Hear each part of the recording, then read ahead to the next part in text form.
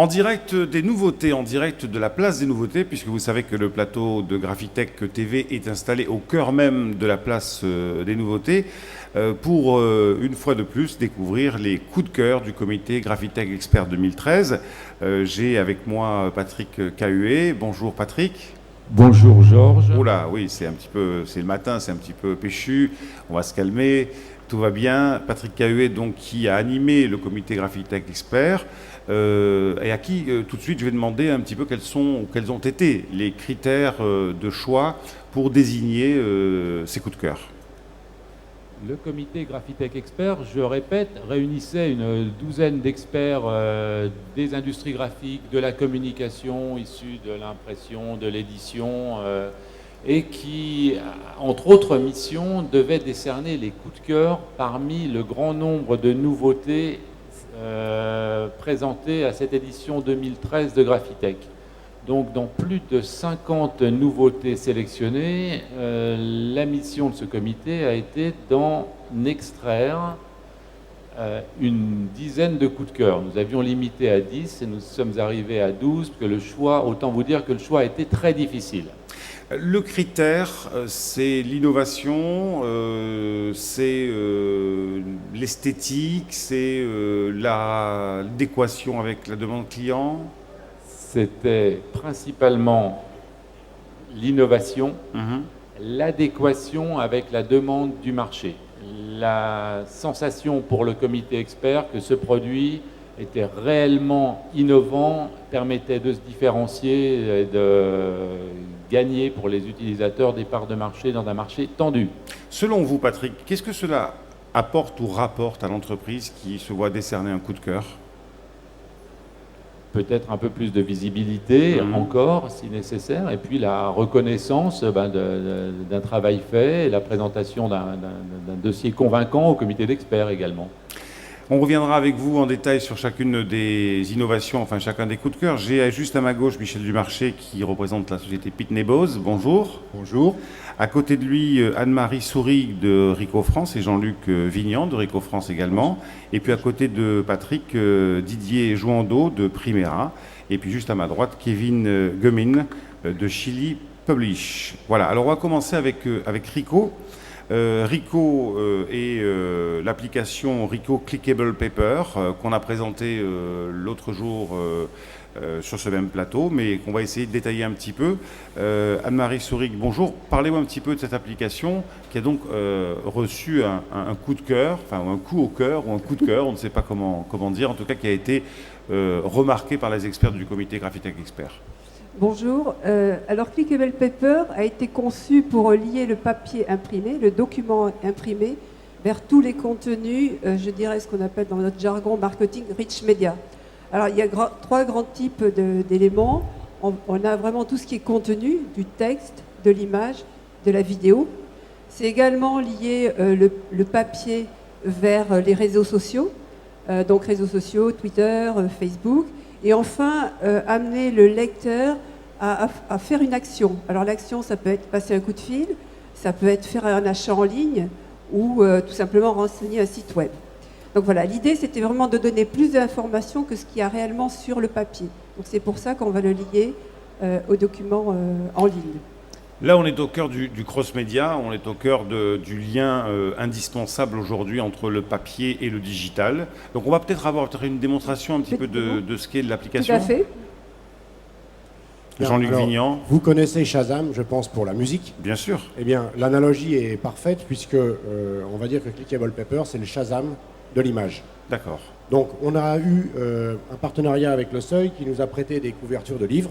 Alors, passez-la moi, je vais la montrer Donc, à la voilà. caméra. Voilà, merci. Donc ça, c'est une couverture de livre. Alexandre Jolien, Voilà. Petit traité de l'abandon aux éditions du Seuil. Du Seuil. Voilà. Alors Et qu'est-ce qu'on fait avec cette couverture a été cliquable. Avec cette On l'a couverture, téléchargée sur un serveur distant. Mhm. On a, au niveau de l'image, déclaré la zone qu'on voulait rendre cliquable. Et à cette zone, on a affecté des liens qui, quand on va la zapper avec un smartphone ou une tablette, Donc là, alors, qu'on soit clair, il n'y a pas de QR code. il n'y a pas de Elle QR est code. clickable Il n'y a rien. avec un smartphone, avec une Exactement. application spéciale. Donc si on la zappe, Mhm. Donc on imagine effectivement qu'on a qu'on a cliqué, qu'on a effectivement scanné. Et voilà ce qui revient. Vous avez les liens qui sont renvoyés. Donc là, on a par exemple... Voilà, ça c'est, alors dans l'ordre, Oui. ça c'est ce qu'on clique, Oui. ok. Et une fois qu'on a cliqué C'est ce qu'on sur obtient. un iPad ou sur un iPhone, voilà ce qu'on obtient. Donc je pense qu'on voit bien, on va zoomer un petit peu. L'auteur, Donc là, on a une vidéo en ligne de l'auteur, en fait. qui parle, Après- qui explique. Oui, c'est une vidéo, carrément. L'éditeur, l'imprimeur, bon, bien sûr plus sur Ricoh Clickable Paper, pardon. Et puis un lien sur le site de Graphitech. On aurait pu aussi rajouter du Twitter, du Facebook, etc. Donc ce qui veut dire que par exemple à la FNAC, dans 1 an, 2 ans, enfin peu importe, tous les livres pourraient être cliquables. Et ça permettrait d'avoir un digest un petit peu de ce que dit le livre et puis d'avoir un peu plus d'informations. Tout à fait. Et ce qui est important aussi, c'est qu'on ne touche pas au fichier en tant que tel. Oui. C'est-à-dire qu'un document ou un livre qui a été imprimé il y a 30 ans, on peut le rendre cliquable aujourd'hui. Ça, c'est quand même redonner vie au papier, au livre, au document, c'est important. L'autre chose que je voulais dire, là on parle de livres, mais on peut très bien penser à des campagnes marketing, et on travaille d'ailleurs avec PTI Technologies sur leur suite logicielle marketing qui sont Marcon Central et Fusion Pro, pour pouvoir directement automatiser l'intégration d'un clickable paper sur des campagnes marketing. Des campagnes marketing qui sont personnalisées. On prend le cas d'une assurance, par exemple, où on va avoir des images différentes suivant la tranche de population. Hein, si c'est pour des enfants, enfin, proposer des assurances enfants, on va avoir des petits-enfants à la plage. Pour d'autres personnes, ça va être, pour des personnes plus âgées, ça va être, je sais pas, des centres de vacances. Et en cliquant juste sur cette image, la personne va avoir le contenu qui fait référence à son environnement. Je voudrais quand même avoir 2 ou 3 précisions techniques dans la trame du papier, dans l'impression. Qu'est-ce qui permet de faire le lien? Rien. C'est de la reconnaissance d'image pure et dure. Alors, D'accord. Clickable Paper, c'est basé sur la technologie Ricoh Visual Search, qui est développée aux États-Unis. Et en fait, on a décidé de mettre cette technologie sur des applications, donc iPhone, iPad ou Android, pour l'instant, sachant que le Clickable Paper, ça pourra évoluer évidemment en tant qu'application. On peut personnaliser cette application, c'est-à-dire avoir une application Clickable Paper pour la FNAC uniquement ou pour IKEA uniquement. Et aujourd'hui, on peut aussi penser à embarquer cette application sur d'autres systèmes. On s'est basé sur ce que tout le monde connaissait, l'iPhone, l'iPad, et dans quelques temps, ça pourrait être sur d'autres systèmes. Oui, c'est d'ailleurs pour ça d'ailleurs que vous compariez cette application à Shazam, puisque Shazam, par définition, on n'a pas dans l'image, on est au cinéma, on a un générique qui nous plaît, on met Shazam, on a tout de suite, et on n'a aucune, je dirais, c'est de la reconnaissance pure et simple. Voilà, c'est important de le dire. Patrick, on est dans une innovation révolutionnaire quand même là, hein? On est dans une très grande innovation qui a été unanimement reconnue par le comité Graphitech Expert, parce que c'est vraiment le lien entre le média imprimé fraîchement ou imprimé de longue date, et tout type de contenu multicanal ou multimédia. Et cette innovation a été d'autant plus reconnue par le comité qu'elle émanait de la société Ricoh, qui est plus connue pour ses presses numériques, couleur et noir et blanc, et qui présentait parallèlement à Clickable Paper des solutions plus traditionnelles pour Ricoh de machines à imprimer. Et nous avons effectivement sélectionné, le comité d'experts a sélectionné le Clickable Paper. Et de mon point de vue, et bien modestement, bien humblement, je pense que ça va aussi réconcilier, je dirais, les gens qui sont finalement opposés, les gens du papier, du livre, aux gens du digital, hein, des gens qui disent non, pour moi, l'e-book, c'est impossible. Ben, c'est important d'avoir des informations complémentaires sur des livres. Ce que je veux juste dire en conclusion, et ce que j'aime dire, c'est que le Clickable Paper, c'est un petit peu redonner vie au papier. Et pour moi, c'est l'avenir, quelque part, c'est l'avenir de l'impression. Merci à vous. Restez bien sûr avec nous. J'ai à mes côtés Kevin Gumin de Chili Publish qui vient nous présenter une solution logicielle très innovante en matière de Web2Print. Quelques mots peut-être sur la société d'abord ? Oui, bonjour. La société, c'est vraiment un start-up. On a commencé la société il y a 3 ans. Et on avait vu qu'il y avait vraiment une demande dans le marché. Il y avait pas mal d'entreprises qui ont déjà placé en fait un système de Web2Print ou de commande en ligne. Et on voyait que dans ces flux, il y avait vraiment un besoin de faire la perso pour les documents. Et c'est là qu'on a trouvé l'idée de dire, OK, on peut aller plus loin sur le web et on peut l'intégrer. Parce que c'est très important avec Chili. On a fait le choix de créer un logiciel qui permet de faire la personnalisation, mais pas le flux. Ça veut dire qu'on tient très beaucoup à nos partenariats avec, par exemple, ACFA, ESCO, il y en a des autres, GAM6, qui sont tous ici au salon, qui vont en fait enrichir notre produit. Oui, l'idée c'est d'avoir un produit, un logiciel de base qui puisse être personnalisé, enrichi par chacun des clients qui achètent la licence en fait. Hein. Tout à fait, tout à fait. Aujourd'hui, on a en fait notre produit, il est vendu dans 15 pays. Sur 3 ans, c'est pas mal. Et on a plus de 100 clients dans le monde. Et chaque client, vous allez voir qu'il est très différent. On a des clients qui sont dans le marketing, on a des clients qui sont dans le B2C, on a des clients qui sont dans le B2B, on a des clients qui créent des trombinoscopes. Ça va vraiment dans tous les sens. Et ils vont utiliser notre techno qui permet en fait de faciliter un peu une partie du développement. Et c'est là qu'on est très innovant. Par exemple, si on voit le futur des documents B2C, aujourd'hui, si on veut concurrencer avec par exemple un Vistaprint, en tant qu'imprimeur, c'est pas très facile parce qu'il faut jouer sur le prix. On n'a pas toujours les mêmes budgets.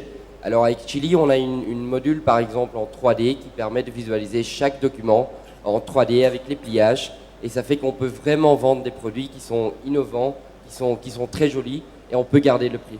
Et c'est là-dessus qu'on joue vraiment. Patrick, Chili Publish, c'est finalement l'illustration parfaite de cette recomposition du marché de la filière graphique. Bien sûr qu'on entend tous dire, c'est vrai qu'il y a beaucoup de solutions qui ne sont pas forcément illustrées ou en tout cas incarnées par des machines. C'est l'exemple de Scodix par exemple ici. Et puis on se rend compte que les logiciels, et on l'avait dit au début de la série d'émissions, les logiciels font leur entrée, les progiciels font leur entrée en force dans le salon. Hein.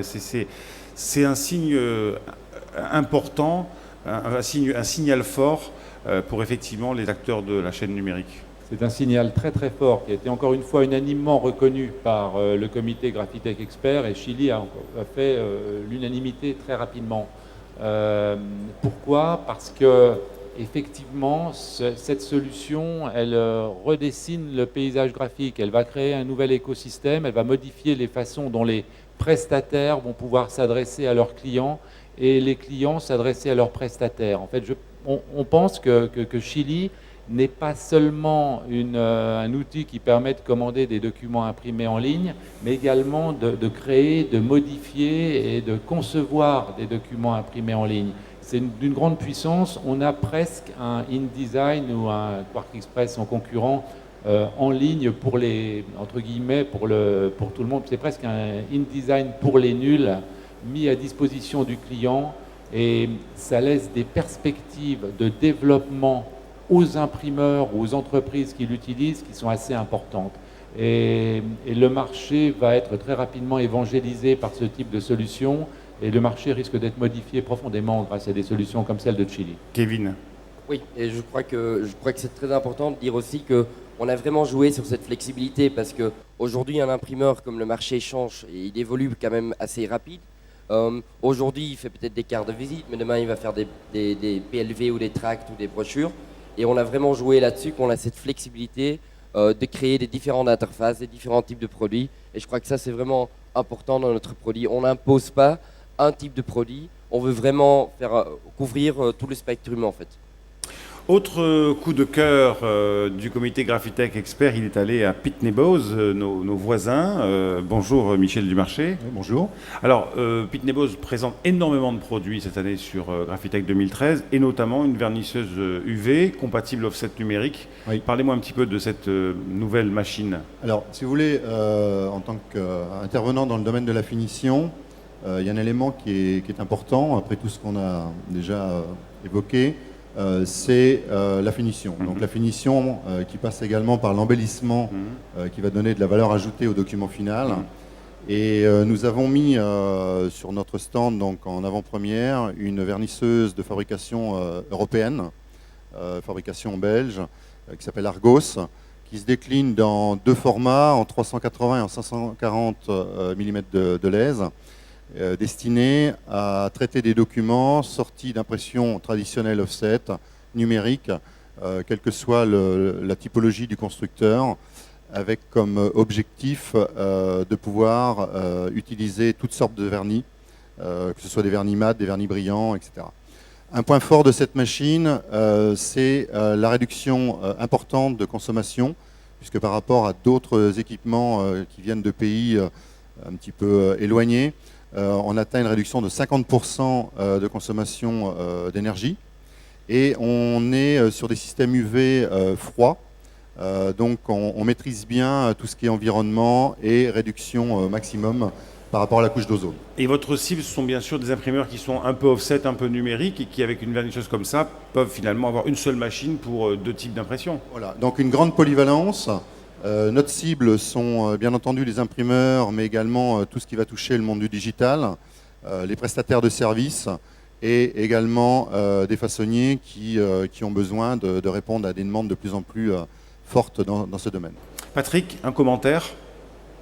Un commentaire en deux chapitres très rapides. Le premier, c'est Pitney Bowes a manifesté, a déclaré un nombre de nouveautés extrêmement important sur Graphitech, occupe une surface extrêmement importante sur le salon et manifeste par là son fort engagement dans la filière graphique.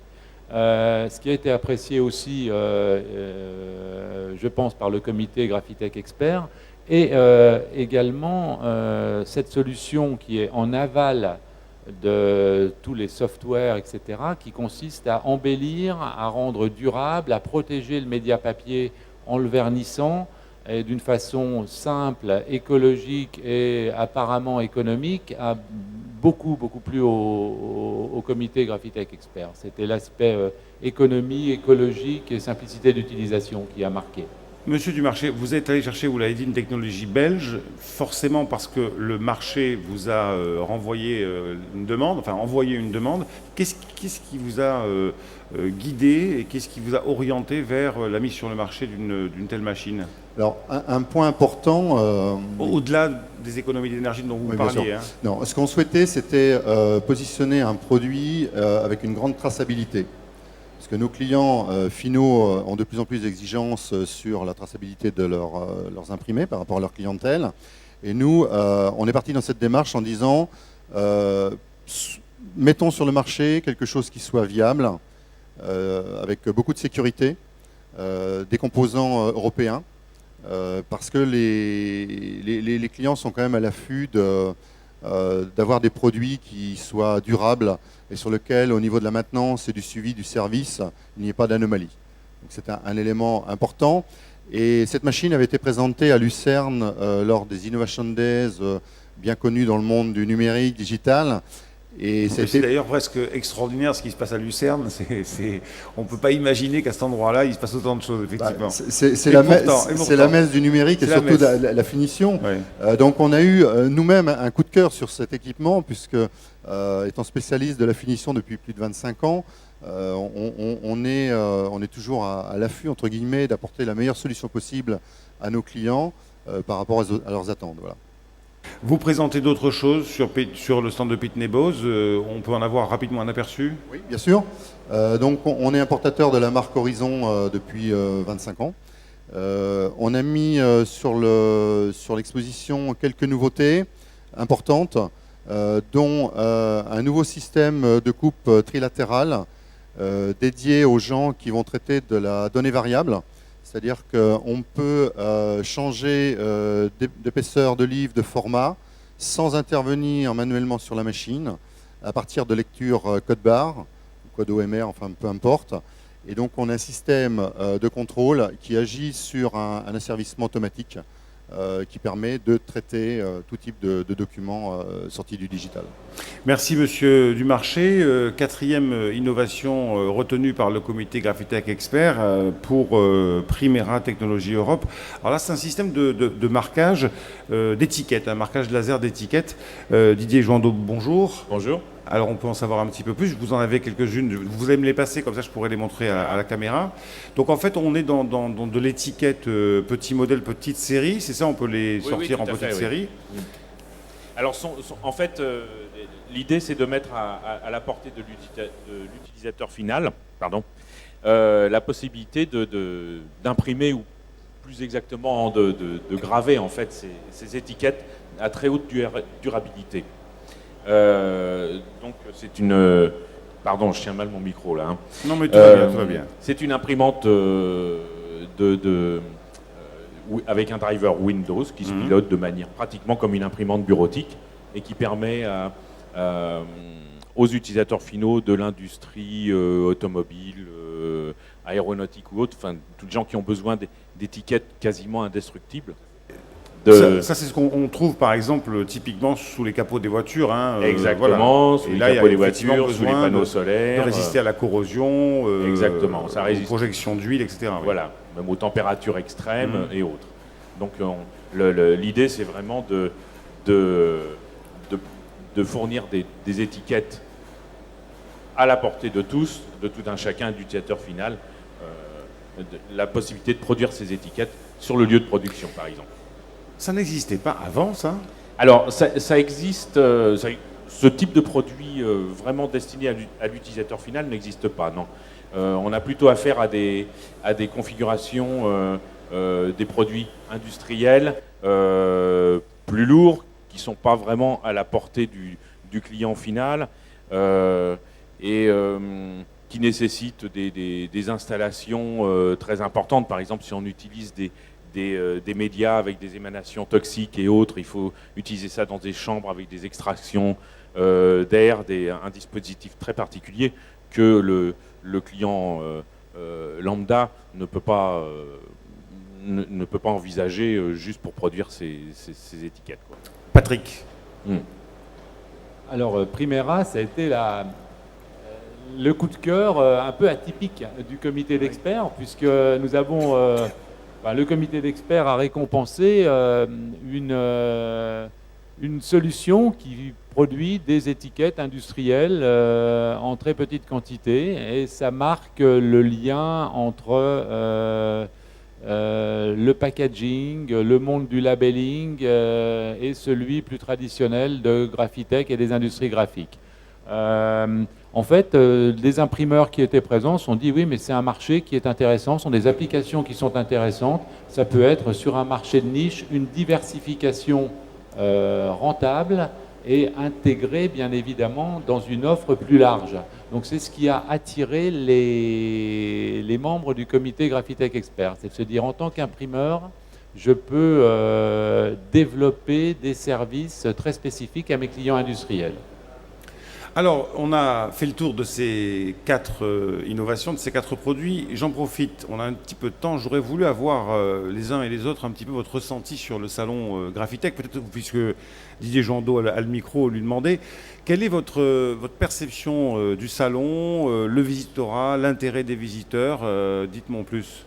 Alors, en ce qui concerne Primera, Graphitech est un salon qui est très intéressant, essentiellement par la qualité des visiteurs, la qualité des contacts que l'on peut établir. On ne va pas dire que c'est un salon avec une fréquentation monstre, mais il y a quand même une très bonne fréquentation du stand. La taille du salon fait qu'aujourd'hui, je pense, si d'aucuns pourraient dire bon, c'est un peu petit ou autre, mais je pense qu'au contraire, les visiteurs qui viennent ici peuvent prendre leur temps et ils sont quasiment sûrs d'avoir vu tout ce qu'ils veulent quand ils viennent sur ce salon. Alors que quand on a affaire à des énormes surfaces, on a toujours une chance de louper des choses intéressantes. Et vous, personnellement, satisfait on n'a pas fini, il reste encore une journée, mais 2 journées, celle-ci et demain. Oui, personnellement, satisfait. On a eu des contacts, pas en nombre astronomique, mais des contacts en nombre, somme toute, conséquent, et surtout de qualité. Et également, une chose intéressante, c'est que ce ne sont pas uniquement des contacts locaux ou nationaux. On a également des visiteurs de l'étranger, donc internationaux, et ça c'est intéressant pour une société comme Primera, bien sûr, qui est implantée et qui commercialise ses produits dans plus de 120 pays aujourd'hui. Merci. Anne-Marie Sourig. Moi, ce que je voulais dire, c'est que pour avoir fait des salons comme Drupa Apex, je compare un peu ce salon aux journées The Innovation Days d'Unkeler, où c'est vraiment un salon à taille humaine, et ça, je crois que c'est important. Je pense que quand on vient sur ce salon, en un jour, on peut voir beaucoup de choses, et c'est vraiment des professionnels qui sont là. On n'a pas de touristes, ce que je pourrais dire, qui viennent chercher des affiches, des gadgets, des choses comme ça. Et bon, j'ai pas fait le tour du salon, mais je crois que c'est bien parce que les contacts qu'on a eus, alors c'est vrai que la journée de mardi a été un peu, mardi après-midi, et il y a eu une baisse de visite, mais c'est des contextes très intéressants et c'est vraiment des professionnels. Et c'est, comme vous disiez, monsieur, ce sont des contacts de valeur que l'on a. Donc il y a beaucoup de valeur dans ce salon. Michel Dumarché. Écoutez, nous, on est partenaire de Graphitech depuis très nombreuses années. Par rapport à l'édition 2011, ce que je ressens, c'est des échanges beaucoup plus cordiaux, hein, une atmosphère relativement positive par rapport à l'environnement global, hein, tout ce qui se dit sur le marché. C'est vrai qu'on a mis beaucoup de machines en mouvement, hein, on a 14 équipements, ce qui permet de faire des tests par rapport à des clients. Donc ces 2 premiers jours pour moi sont extrêmement positifs. Hier on a conclu un certain nombre de ventes, donc des équipements vont partir directement chez les clients après le salon, ce qui est un événement assez nouveau parce que les dernières éditions n'étaient pas du tout dans cette typologie de signature, hein, sur les stands. Moi je pense aussi qu'il y a eu un gros travail de mené par les organisateurs du salon, dont la partie plateau TIVIF est quand même extrêmement vivante.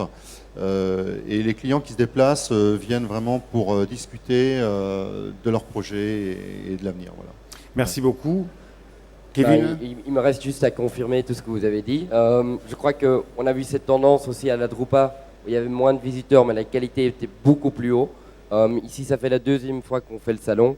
Nous, on est très contents. J'ai aussi eu des retours de nos partenaires revendeurs qui étaient aussi très contents. Et je crois qu'on voit aussi que les personnes, en fait, ça se passe dans 2 jours. Dans notre cas, il y a les techniciens qui sont placés haut dans la société qui viennent le premier jour. Et après, c'est vraiment les decision makers, comme on dit en anglais, qui viennent pour confirmer ce qu'ils ont vu. Et ça, c'est une bonne tendance pour nous dans notre cas. Merci beaucoup. Je suis très content que vous soyez satisfaits et j'espère que les 2 jours qui viennent seront à la hauteur de vos espérances. Voilà, c'est la fin de cette émission en direct des nouveautés. On se retrouve dans quelques instants pour une nouvelle émission dans laquelle nous recevrons l'UNIC et le SIPG, 2 syndicats qui vont se parler pour savoir comment effectivement redynamiser la filière labeur. Un grand sujet qu'il ne faut pas manquer. À tout à l'heure.